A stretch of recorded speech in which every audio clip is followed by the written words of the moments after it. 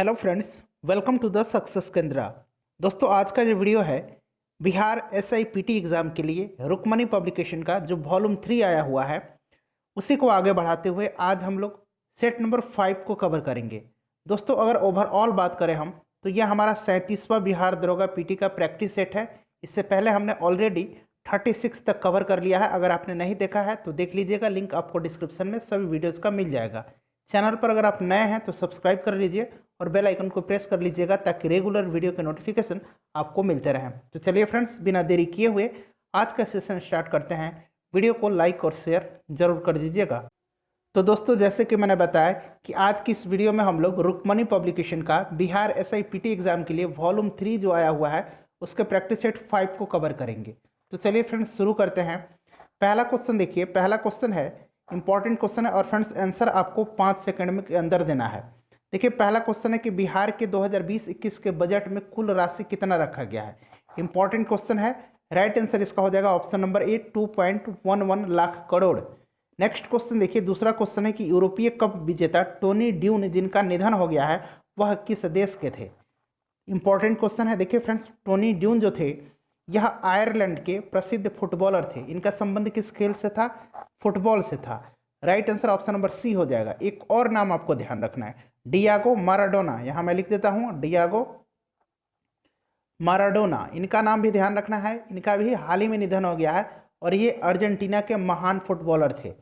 Next question देखिएगा, question number 3 है कि FSSAI द्वारा जारी खाद्य सुरक्षा सूचकांक 2020 में बड़े राज्यों में शीर्ष पर कौन सा राज्य है। देखिए, यह सूचकांक 3 श्रेणी में जारी किया गया था, बड़े राज्यों की श्रेणी में, छोटे राज्यों की श्रेणी में और संघ शासित प्रदेश की श्रेणी में। तो आपसे प्रश्न में पूछा गया है बड़े राज्यों की श्रेणी में, तो बड़े राज्यों की श्रेणी में गुजरात प्रथम स्थान पर था, छोटे राज्यों की श्रेणी में गोवा प्रथम स्थान पर था और केंद्र शासित प्रदेश की श्रेणी में चंडीगढ़ प्रथम स्थान पर था। ध्यान रखिएगा, तीनों ध्यान रखना है, तीनों आपके लिए इंपॉर्टेंट है। देखिए, FSSAI का फुल फॉर्म क्या होता है? Food safety and standards authority of India. इसका स्थापना कब हुआ था? 2011 में। इसका हेडक्वार्टर कहाँ है? न्यू दिल्ली में है। और इसके अध्यक्ष कौन है? तो रीता तेवतिया हैं। ठीक है। इसके CEO कौन है? तो अरुण सिंघल हैं। अगला क्वेश्चन देखिए, अगला क्वेश्चन है कि एशिया का सबसे बड़ा सौर ऊर्जा plant Rewa ultra mega solar संयंत्र किस राज्य में स्थापित किया जाएगा। मोस्ट इंपॉर्टेंट क्वेश्चन है क्योंकि यह एशिया का सबसे बड़ा सौर ऊर्जा प्लांट है। यह मध्य प्रदेश में स्थापित किया गया है। Right answer option number B हो जाएगा, मध्य प्रदेश। अगला क्वेश्चन देखिए, अगला क्वेश्चन है कि the global real estate transparency index 2020 में भारत की रैंकिंग क्या है। फ्रेंड्स, आपसे मैं बता देना चाहता हूं कि हमारा एक नया चैनल है 5 मिनट GKGS। यहाँ मैं नाम लिख देता हूँ 5 मिनट GKGS। दोस्तों, इस पर एडुटेरिया का जो नया टेस्ट सीरीज आया हुआ है जिसमें कि टोटल 15 सेट है उसको हम लोग कवर कर रहे हैं। तो अगर आपने अब तक चैनल को सब्सक्राइब नहीं किया है तो सब्सक्राइब कर लीजिएगा, लिंक आपको डिस्क्रिप्शन में मिल जाएगा।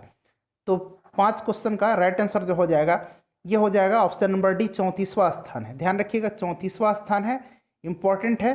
चलिए, प्रथम स्थान की बात करें तो इस पर यूनाइटेड किंगडम है। कौन सा देश है? यूनाइटेड किंगडम है, UK है। अगला क्वेश्चन है हमारा कि JG मैंडलिन स्विगल किस देश की नौसेना में पहली श्वेत महिला पायलट बनी है। तो देखिए, JG मैडलिन स्विगल जो है यह अमेरिका में नौसेना की पहली श्वेत महिला पायलट बनी है। Right answer option number D हो जाएगा, अमेरिका।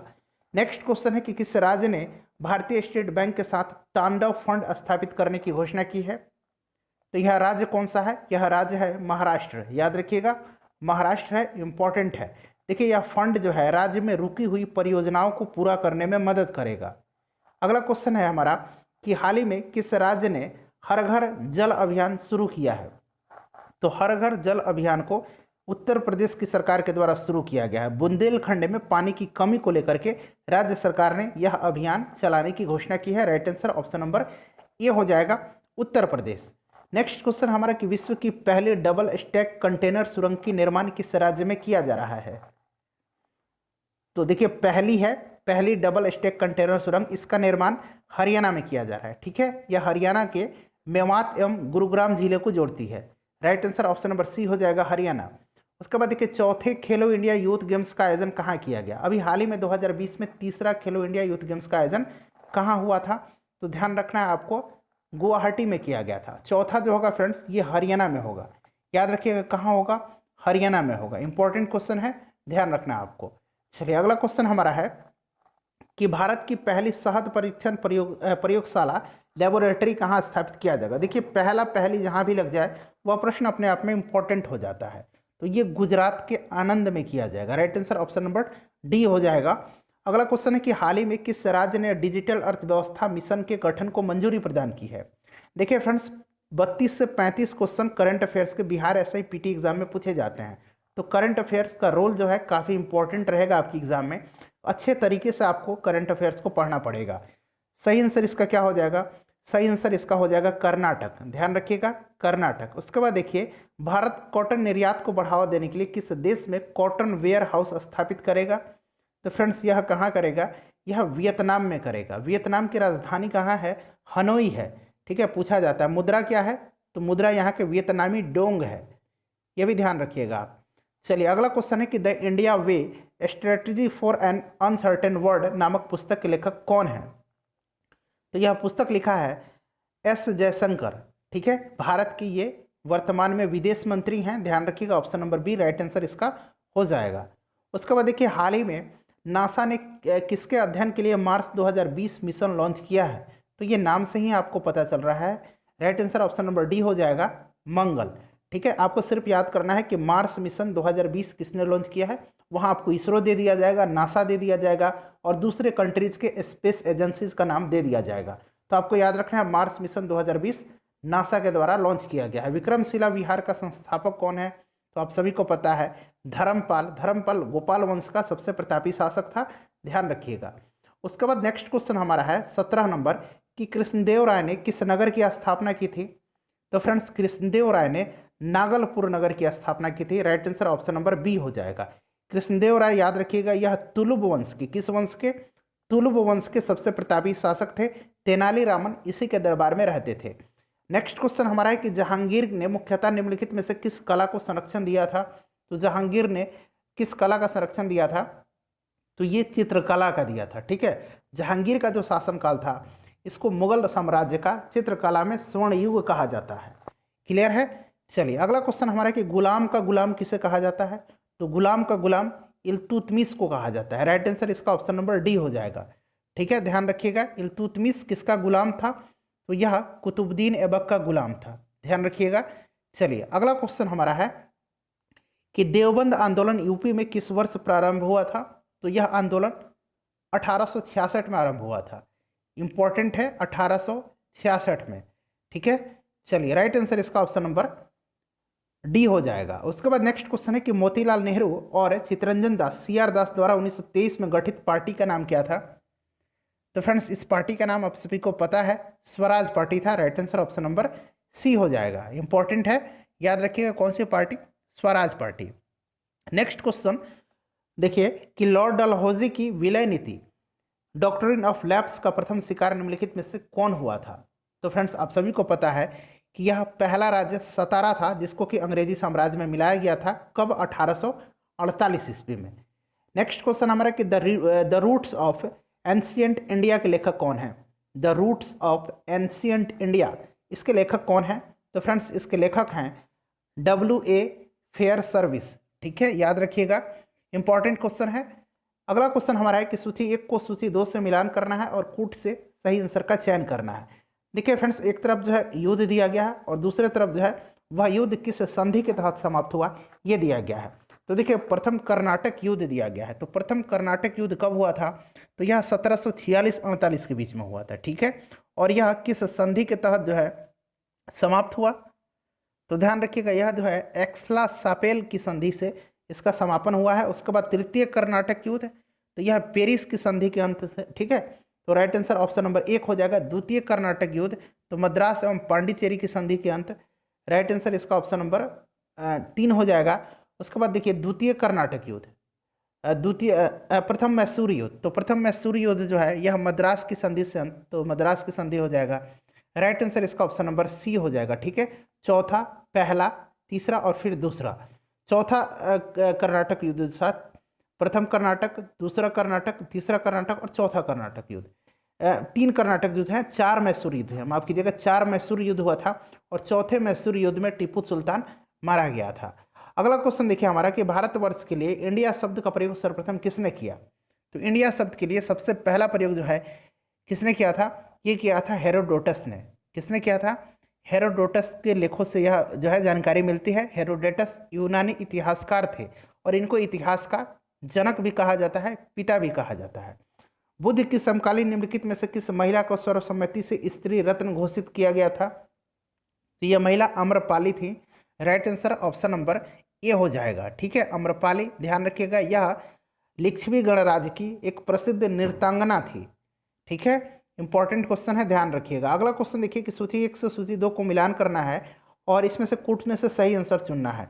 तो देखिए फ्रेंड, अल हिलाल जो है, अल हिलाल, उसके बाद national Herald, Bombay Chronicle, leader, यह सब जो पुस्तक एक तरफ दिए गए हैं उनके लेखक का नाम दिया गया है। तो इसमें से सही आंसर आपको चुनना है। तो देखिए लीडर अल हिलाल, इसका अबुल कलाम आज़ाद हो जाएगा। नेशनल हेराल्ड किसका है, तो फिरोज शाह मेहता का। बॉम्बे क्रॉनिकल किनका है, एक मिनट, हाँ देखिए राइट आंसर इसका क्या हो जाएगा, एक मिनट में बता देता हूँ ठीक से। अल हिलाल जो है ये किसका है, अबुल कलाम आज़ाद का है। उसके बाद अगर बात करें नेशनल हेराल्ड, तो ये किसका है, जवाहरलाल नेहरू का हो जाएगा।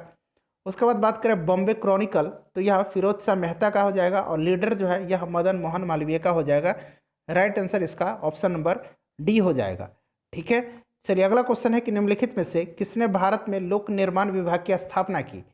तो लोक निर्माण विभाग की स्थापना जो है ये लॉर्ड डलहौजी ने किया था। ध्यान रखिए किसने किया था, लॉर्ड डलहौजी ने किया था।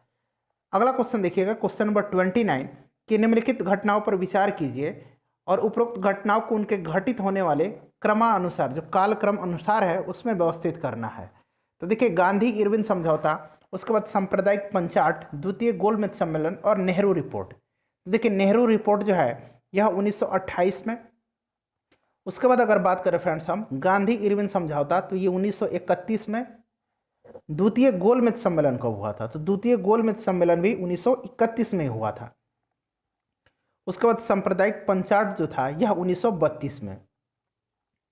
तो क्रम देख लीजिए, 1928, उसके बाद 1900 गांधी इरविन समझौता, उसके बाद द्वितीय गोलमेज सम्मेलन और फिर जो है सांप्रदायिक पंचाट। तो 4 यहाँ पर मैं बता देता हूँ, राइट आंसर क्या हो जाएगा, 4, 1, 3, 2। ठीक है, चलिए नेक्स्ट क्वेश्चन हमारा है कि निम्नलिखित में से किस गवर्नर जनरल ने सिंध का ब्रिटिश भारत में विलय किया था। तो सिंध का ब्रिटिश भारत में विलय किया था लॉर्ड एलनबरो। ठीक है, ध्यान रखिएगा, इंपॉर्टेंट क्वेश्चन है। उसके बाद कबीर के संबंध में निम्नलिखित कथनों पर विचार कीजिए और नीचे दिए गए कूट में से सही आंसर का चयन करना है। कबीर ईश्वर एकत्व तथा निराकारता में विश्वास करते थे। कबीर का सुझाव था कि तपस्या से ही परम ज्ञान तथा मोक्ष की प्राप्ति होती है। तो दोनों में से सही आंसर केवल एक है, राइट आंसर एक है इसका। ठीक है, ध्यान रखिएगा, option number A right answer इसका हो जाएगा। कबीर भक्ति काल के प्रसिद्ध संत थे और यह एकेश्वरवाद तथा निर्गुण ब्रह्म में विश्वास करते थे। अगला क्वेश्चन हमारा है कि अखिल भारतीय किसान सभा की स्थापना कब हुई थी। फ्रेंड्स वीडियो अगर आपको पसंद आ रही है तो आपसे रिक्वेस्ट है कि वीडियो को लाइक ज़रूर कर दीजिएगा। देखिए काफ़ी मेहनत लगता है, आधा घंटा कंटिन्यू बोलना पड़ता है, तो आपको कुछ नहीं करना है, बस आपको एक लाइक करना है और वीडियो को शेयर कर देना है। व्हाट्सएप ग्रुप में, फेसबुक ग्रुप में, जहाँ कहीं भी हैं वीडियो को आपको शेयर कर देना है देखने के बाद। तो देखिए अखिल भारतीय किसान सभा की स्थापना कब हुई थी, तो फ्रेंड्स 1936 में हुई थी। राइट आंसर ऑप्शन नंबर इसका सी हो जाएगा, 1936 लखनऊ में। इसका अध्यक्ष कौन थे, स्वामी सहजानंद सरस्वती थे। ठीक है, पूछा जाता है। अगला क्वेश्चन है कि किस भारतीय राज्य के 2 तटीय गांवों को अगस्त 2020 में सुनामी रेडी प्रमाण पत्र प्रदान किया गया। फ्रेंड्स मैं आपको बता दूं कि इससे पहले हम लोगों ने सेट नंबर 1 से लेकर के 36 तक को कवर किया है। साथ ही साथ हम लोगों ने 2020 के जितने भी इंपॉर्टेंट करंट अफेयर हैं उनका 30 सेट कवर किया है। अगर देखा जाए तो 2020 के जितने इंपॉर्टेंट करंट अफेयर्स के क्वेश्चंस हैं उनमें से 1000 महत्वपूर्ण प्रश्नों को हमने ऑलरेडी कवर कर लिया है। तो अगर आपने नहीं देखा है तो देख लीजिएगा, सभी का लिंक आपको डिस्क्रिप्शन में मिल जाएगा। तो देखिए सुनामी रेडी प्रमाण पत्र किसको प्रदान किया गया है, तो फ्रेंड्स ये किया गया है, ध्यान रखिएगा, ओडिशा को। उसके बाद देखिए प्रधानमंत्री नरेंद्र मोदी का निजी सचिव के रूप में किसे नियुक्त किया गया है, तो निजी सचिव चुने गए हैं हार्दिक सतीश चंद्र शाह। उसके बाद अगला क्वेश्चन देखिए कि फॉर्च्यून पत्रिका द्वारा अगस्त 2020 में जारी विश्व की 500 सबसे बड़ी कंपनियों की सूची में कौन सी कंपनी शीर्ष पर रही है, तो फ्रेंड्स यह कंपनी है वॉलमार्ट।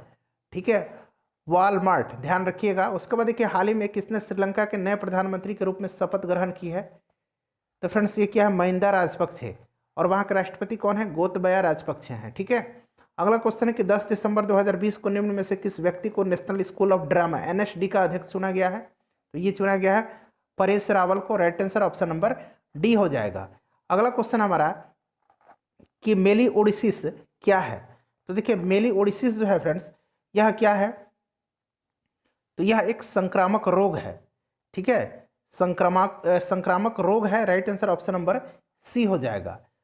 अगला क्वेश्चन देखिए, अगला क्वेश्चन है कि विश्व की सबसे अधिक तेजी से बढ़ने वाला जल पादप कौन सा है इसमें से? तो यह कौन सा है फ्रेंड्स? यह जल हायासिंथ है। ठीक है, जल हायासिंथ, यानी कि ऑप्शन नंबर बी इसका करेक्ट आंसर हो जाएगा। ध्यान रखिएगा, जलकुंभी। अगला क्वेश्चन है कि कुछ पौधे की जड़ों, उपजी और पत्तियों की खाली स्थान है प्रक्रिया के माध्यम से नए पौधों का विकसित होती है, उसको क्या कहा जाता है? तो उसको कहा जाता है वनस्पति प्रचार। ठीक है फ्रेंड्स, क्या कहा जाता है? वनस्पति प्रचार कहा जाता है। ध्यान रखिएगा। अगला क्वेश्चन देखिएगा 41 नंबर है कि मानव शरीर में निम्नलिखित में से कौन सी ग्रंथि अंतःस्रावी एवं बहिस्रावी ग्रंथि दोनों प्रकार की ग्रंथि है? कई बार ये क्वेश्चन मैंने आपको प्रीवियस में बताया है। तो देखिए यह जो ग्रंथि है, यह कौन सी ग्रंथि है? यह अग्नाशय है। Right answer option number C हो जाएगा। ठीक है, यह एक मिश्रित ग्रंथि है, मिश्रित ग्रंथि। ठीक है। अगला क्वेश्चन है कि निम्नलिखित में से कौन सा सुमेलित नहीं है? नहीं है, देखिए इसमें से सुमेलित जो नहीं है वो आपसे पूछा जा रहा है। तो इसका राइट आंसर हो जाएगा सिल्वर ब्रोमाइड कृत्रिम प्रकाश संश्लेषण। ये जो है गलत है। बाकी देखिए सिल्वर आयोडाइड का उपयोग कृत्रिम वर्षा में होता है, लिथियम बाइकार्बोनेट गठिया के उपचार में, दूधिया मैग्नीशियम प्रतियम एंटासिड बनाने में। ठीक है, सिल्वर ब्रोमाइड का इस्तेमाल जो है यह कृत्रिम प्रकाश संश्लेषण में नहीं होता है। ठीक है, इसका फोटोग्राफी में उपयोग होता है, फोटोग्राफी में, ध्यान रखिएगा। उसके बाद देखिए इकोसिस्टम के संबंध में निम्न में से क्या सत्य है? तो इकोसिस्टम यानी कि पारिस्थितिकी तंत्र में प्रत्येक पोषण स्तर से आगे बढ़ने पर ऊर्जा का ह्रास होता है। क्या होता है? ऊर्जा का ह्रास होता है। तो राइट आंसर इसका देखिए ऑप्शन नंबर ए हो जाएगा। प्राथमिक उपभोक्ता उत्पादक पर न्यूनतम रूप से आश्रित है। ठीक है, ध्यान रखिएगा। 1 मिनट, उत्पादक प्राथमिक उपभोक्ता से अधिक है। राइट आंसर इसका ऑप्शन नंबर सी हो जाएगा। ठीक है फ्रेंड्स, उत्पादक जो है यह प्राथमिक उपभोक्ता से अधिक है। अगला क्वेश्चन देखिएगा कि निम्नलिखित में से कौन सा वायु प्रदूषण के जैविक सूचक का प्रसिद्ध उदाहरण है? तो राइट आंसर है लाइकेंस। ठीक है, लाइकेंस आपने देखा होगा कि ये वायु प्रदूषण के सूचक होते हैं, कई बार प्रीवियस में भी आपने पढ़ा होगा सेट में। उसके बाद निम्नलिखित में से कौन सी इसमें ग्रीन हाउस गैस नहीं है? तो देखिए इसमें से ग्रीन हाउस जो गैस नहीं है वो O2 क्या है? ऑक्सीजन है। O3 ओजोन जो है यह ग्रीन हाउस गैस है। ठीक है फ्रेंड्स, ध्यान रखिएगा। चलिए अगला क्वेश्चन देखिएगा कि यदि हम किसी लोलक के खोखला करके उसमें रेत भर दें तब लोलक के द्रव्यमान केंद्र पर इस परिवर्तन पर क्या प्रभाव होगा? तो देखिए क्या होगा इस पे, इसका मान जो है घट जाएगा। लोलक के द्रव्यमान केंद्र के पहले जो है इसका मान घट जाएगा। राइट आंसर इसका ऑप्शन नंबर बी हो जाएगा। ठीक है, ध्यान रखिएगा। चलिए अगला क्वेश्चन देखिएगा। नेक्स्ट क्वेश्चन हमारा है कि निम्न चित्र में से वस्तु की ऊंचाई दी हुई है, H1 दिया हुआ है प्लस 2.5 सेंटीमीटर, तब प्राप्त प्रतिबिंब की ऊंचाई H2 क्या होगा? तो देखिए फ्रेंड्स, अगर हम बात करें कि -V/U, देखिए यहाँ माइनस का इस्तेमाल क्यों कर रहा हूँ? क्योंकि जो है यह अवतल दर्पण है और इसका क्या होता है? आवर्धन क्षमता है ये, तो ये निकलता है H2/H1। ठीक है, -V/U = H2/H1। तो देखिए H1 दिया हुआ है, आपको H2 चाहिए, तो H2 चाहिए तो आपको V भी चाहिए और U भी चाहिए। ठीक है फ्रेंड्स, क्या क्या चाहिए? V भी चाहिए और U भी आपको चाहिए। ठीक है, तो यहाँ से हम लोग सबसे पहले क्या करेंगे, हम लोग V निकाल लेंगे। ठीक है, V निकाल लेते हैं। तो देखिए फ्रेंड्स, यहाँ से अगर हम V निकालते हैं तो दर्पण का जो फॉर्मूला है क्या है? 1 + V + 1/U = 1/F होगा। आपको पता है अवतल दर्पण में क्या होता है? F जो होता है वो निगेटिव में होता है। ठीक है, F जो होता है निगेटिव में होता है और U भी होता है निगेटिव में ही होता है। ठीक है, तो देखिए यहाँ से अगर हम क्या निकालना है, हमें क्या क्या अवेलेबल है, देखिए यहाँ पर ऑलरेडी दिया हुआ है। क्या दिया हुआ है? तो आपको यहाँ पर U दिया हुआ है, ये जो डिस्टेंस है ये 1.5F दिया हुआ है, तो ये माइनस में हो जाएगा। तो हमें क्या मिल जाएगा? 1/V = हो जाएगा 1/F - 1/U। अब इसको आप लोग सॉल्व कर लीजिए और यहाँ से आपको V की वैल्यू निकल जाएगी। अब इस V की वैल्यू को आपको H2 में पुट कर देना है, ठीक है। U तो ऑलरेडी गिवन है यहाँ पर हमारे पास, तो वहाँ से आप इसको आसानी से निकाल सकते हैं। -5 सेंटीमीटर इसका आंसर हो जाएगा, ठीक है। Option number A right answer हो जाएगा। नेक्स्ट क्वेश्चन देखिएगा, नेक्स्ट क्वेश्चन है सूची 1 को सूची 2 से मिलान करना है और सही आंसर आपको चुनना है।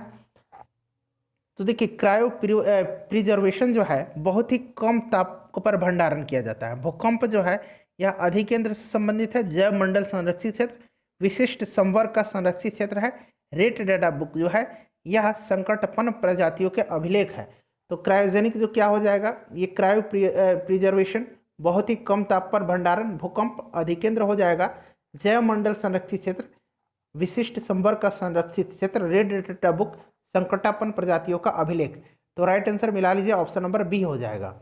उसके बाद नेक्स्ट क्वेश्चन हमारा है कि निम्नलिखित में से कौन सा युग्म सही सुमेलित नहीं है। देखिए फ्रेंड्स, इसमें से सही सुमेलित जो नहीं है बेकिंग सोडा है। बेकिंग सोडा को सोडियम हाइड्रोजन कार्बोनेट नहीं कहा जाता है, इसको क्या कहा जाता है, बेकिंग सोडा को क्या कहा जाता है, बेकिंग सोडा को कहा जाता है सोडियम बाइकार्बोनेट, ठीक है। बाकी सभी जो है सही है। नेक्स्ट क्वेश्चन देखिए, अगला क्वेश्चन है कि निम्नलिखित में से कौन सा युग्म सुमेलित नहीं है। प्रकाश वर्ष दूरी की इकाई है। पार्सेक जो है ये दूरी की इकाई नहीं है। पार्सेक भी जो है समय की इकाई नहीं है, पार्सेक भी दूरी की इकाई है, ठीक है। डेसिबल ध्वनि की तीव्रता, हर्ट्ज जो है आवृत्ति की इकाई, सभी करेक्ट है। प्रकाश वर्ष दूरी ये भी करेक्ट है, ये जो है करेक्ट नहीं है, पार्सेक दूरी की इकाई है। नेक्स्ट क्वेश्चन है कि धान की फसल में खैरा रोग निम्नलिखित में से किसकी कमी के कारण होता है। तो फ्रेंड्स खैरा रोग जो है यह जिंक की कमी के कारण होता है। Right answer option number B हो जाएगा। पूछा जाता है पौधों को परावैग्रीन विकिरण से होने वाली हानि से बचाने वाला वर्णक जो है कौन सा है। तो फ्रेंड्स यह वर्णक जो है यह है carotenoid. Right answer option number C हो जाएगा, ठीक है। ध्यान रखिएगा, इंपॉर्टेंट क्वेश्चन है। उसके बाद है डीएनए से आरएनए के बनने की प्रक्रिया को क्या कहते हैं। कई बार मैं बताया भी हूँ आपको, यह इसको ट्रांसक्रिप्शन कहा जाता है।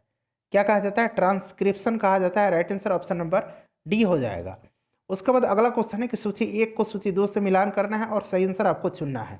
देखिए एसिटिक एसिड जो है यह पाया जाता है सिरका में, आप सभी को पता है। सिट्रिक अम्ल जो है यह जो खट्टे फल होते हैं संतरा में पाया जाता है। लैक्टिक अम्ल फटा हुआ दूध में, और फॉर्मिक एसिड चींटी के डंक में। तो राइट आंसर इसका ऑप्शन नंबर सी हो जाएगा। आप लोग मिला लीजिए एक बार, ठीक है। उसके बाद देखिए न्यूक्लियर रिएक्टर में विबंधक और प्रशीतक दोनों की तरह प्रयुक्त होने वाला पदार्थ कौन सा है। तो फ्रेंड्स यह पदार्थ जो है यह है भारी पानी, D2O जिसको कहा जाता है। Option number B right answer इसका हो जाएगा। नेक्स्ट क्वेश्चन देखिएगा हमारा, नेक्स्ट क्वेश्चन भी मिलान करने वाला है। देखिए संविधान संशोधन जो है यह किस आर्टिकल में है। आर्टिकल 368 में। आप सभी को पता है वित्त आयोग का गठन का प्रावधान आर्टिकल 280 में है। वित्तीय आपातकाल 360 में है, जो कि भारत में अब तक एक बार भी लागू नहीं किया गया है। अखिल भारतीय सेवाएं 300 अनुच्छेद 312 में है। तो राइट आंसर इसका ऑप्शन नंबर बी हो जाएगा। उसके बाद अगला क्वेश्चन है कि सरकारिया आयोग निम्नलिखित संबंधों में से किसकी समीक्षा हेतु गठित किया गया था। तो सरकारिया आयोग केंद्र राज्य के मध्य संबंधों की समीक्षा के हेतु गठित किया गया था। राइट आंसर ऑप्शन नंबर इसका सी हो जाएगा। ध्यान रखिएगा, इंपॉर्टेंट क्वेश्चन है। अगला क्वेश्चन देखिए कि संविधान के किस भाग में पंचायती राज व्यवस्था संबंधी प्रावधान किए गए हैं। तो संविधान के भाग इसमें किसमें 9 में किया गया है, ठीक है। ध्यान रखिएगा, अनुच्छेद 40 जो है यह ग्राम पंचायतों के संगठन से संबंधित है। ध्यान रखिएगा, ग्राम पंचायत के गठन से संबंधित आर्टिकल 40 है।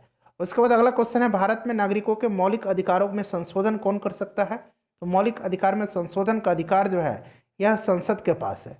क्लियर है। चलिए, मौलिक अधिकार भाग 3 में है, अनुच्छेद 12 से लेकर के अनुच्छेद 35 तक में। 60 नंबर क्वेश्चन देखिएगा। 60 नंबर क्वेश्चन है, मिलान करना है आपको। भारत का नियंत्रक एवं महालेखा परीक्षक किस अनुच्छेद में इसका वर्णन किया गया है। तो फ्रेंड्स आर्टिकल 148 में है। उसके बाद अगर बात करें वित्त आयोग का, तो अभी हमने देखा था आर्टिकल 280 में है। प्रशासनिक अधिकरण का बात करें तो 323A में है, और लोक सेवा आयोग का 315 में है। तो राइट आंसर इसका ऑप्शन नंबर ए हो जाएगा। नेक्स्ट क्वेश्चन हमारा है कि भारत में एक नया राज्य सृजित करने वाले विधेयक का पारित होना अनिवार्य है। इंपॉर्टेंट क्वेश्चन है। तो देखिए ये जो है विधेयक संसद में साधारण बहुमत द्वारा है पारित होना चाहिए, ठीक है। राइट आंसर इसका क्या हो जाएगा, right answer option number B हो जाएगा। इंपॉर्टेंट है, ध्यान रखिएगा। अगला क्वेश्चन हमारा है कि संतुलित रासायनिक समीकरण में अभिकारक पक्ष और उत्पाद पक्ष में किसकी संख्या समान होती है। तो देखिए दोनों जब हम संतुलित करते हैं रिएक्शन को, जो राइट हैंड साइड है और लेफ्ट हैंड साइड है, यानी कि एक तरफ का जो कह सकते हैं कि अभिकारक है और उत्पाद जो है उसमें क्या होना चाहिए, तो परमाणु संख्या समान होना चाहिए। Right answer option number C हो जाएगा। कोई सा भी आप करके देख लीजिए। जैसे हम यहाँ H2O लिखते हैं प्लस CO2 लिख देते हैं, इधर क्या बनेगा, H2CO3 बनेगा। ठीक है, अब देखिए यहाँ हाइड्रोजन 2 है, यहाँ भी हाइड्रोजन 2 है। यहाँ देखिए कार्बन कितना है, कार्बन 1 है, यहाँ भी कार्बन 1 है, ऑक्सीजन 2 1 है और एक यहाँ 3 है। तो ये संतुलित किया गया है। ठीक है, तो इसमें क्या किया जाता है, परमाणु को संतुलित किया जाता है। अगला क्वेश्चन देखिए, राज्य वित्त आयोग है एक, तो राज्य वित्त आयोग जो है एक संवैधानिक संस्था है। ध्यान रखिएगा आर्टिकल 243 जो है ए में इसका वर्णन शायद है, एक बार आप कंफर्म कर दीजिएगा। नेक्स्ट क्वेश्चन देखिए कि भारतीय संविधान की व्याख्या वाला अंतिम प्राधिकारी कौन है, तो फ्रेंड्स यह है भारत का सुप्रीम कोर्ट। कौन है, भारत का उच्चतम न्यायालय है। Right answer option number A हो जाएगा। अगला क्वेश्चन देखिएगा कि कान्हा राष्ट्रीय उद्यान किस राज्य में है, तो फ्रेंड्स कान्हा जो है यह मध्य प्रदेश में है। Option number B right answer इसका हो जाएगा। यह जो है मध्य प्रदेश में है। मध्य प्रदेश को टाइगर स्टेट के नाम से जाना जाता है। ध्यान रखिएगा भारत के राष्ट्रपति के निषेधाधिकार की शक्ति स्वरूप क्या है, तो शक्ति का स्वरूप के अंतर्गत संपूर्ण पॉकेट वीटो तथा निलंबनकारी विशेषाधिकार 3 अधिकार है। ठीक है, तो राइट आंसर इसका क्या हो जाएगा, ये सभी हो जाएगा। ऑप्शन नंबर डी हो जाएगा। पॉकेट वीटो का प्रयोग किसने किया था अंतिम बार, तो ज्ञानी जैल सिंह ने किया था। ध्यान रखिएगा। उसके बाद देखिए जेबी वीटो का, पॉकेट वीटो नहीं जेबी वीटो का। ठीक है, याद रखिएगा। नेक्स्ट क्वेश्चन हमारा है जेबी वीटो, आपको ध्यान रखना है। ठीक है, ज्ञानी जैल सिंह ने इसका इस्तेमाल किया था जेबी वीटो का। कब किया था, तो 1986 में भारतीय डाक संशोधन विधेयक के संबंध में किया था। अगला क्वेश्चन हमारा है देखिए कि रुपए जारी करता है, रुपया, तो फ्रेंड्स यह कौन जारी करता है, तो यह भारतीय भुगतान निगम लिमिटेड द्वारा जारी किया जाता है। ठीक है, रुपए RUPAY याद रखिएगा। Right answer option number C हो जाएगा। रुपे कार्ड, वीजा कार्ड ये है, रुपया नहीं रुपए हो जाएगा। ठीक है, अगला क्वेश्चन है कि भारतीय नगरीय गरीबी उपशमन हेतु निम्नलिखित में से कौन से कार्यक्रम प्रारंभ किए गए थे। इंपॉर्टेंट क्वेश्चन है।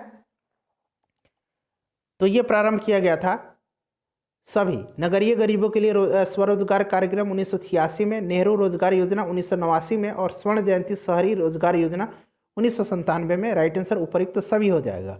अगला क्वेश्चन है कि निम्नलिखित में से कौन सा कार्यक्रम महिलाओं के मध्य शिक्षा के प्रोत्साहन को लक्षित है, तो फ्रेंड्स यह जो कार्यक्रम है यह है महिला समाख्या कार्यक्रम। ऑप्शन नंबर सी इसका सही आंसर हो जाएगा। ध्यान रखिएगा महिला समाख्या कार्यक्रम की शुरुआत कब हुई थी, तो 1986 में जो है इसकी शुरुआत हुई थी 1986 में। ठीक है, माफ कीजिएगा, नई शिक्षा नीति जो थी 1986, इसी के अंतर्गत इसकी शुरुआत 1989 में की गई थी।